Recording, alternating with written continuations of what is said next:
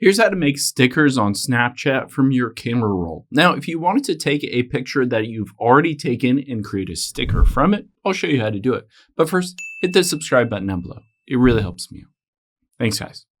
Now, let's head into the Snapchat app here, and we'll tap on the two little pictures at the bottom left next to the shutter.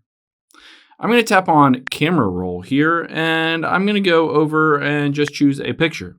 If I wanted to create a sticker out of this, I can tap on that little drop down arrow here, and then you can see the scissors. Just tap on that, and it will automatically detect what you might want to create a sticker from, or you can also just use your finger to kind of outline exactly what you want to, get back into the sticker.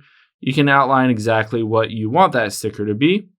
And then you can see at the top right, it saves it to your stickers. So you can tap on that little scissors icon, and you can always go back and use that sticker no matter what. If you're on future snaps or future photos, videos, any of that stuff, you can always add in those snaps from the stickers themselves.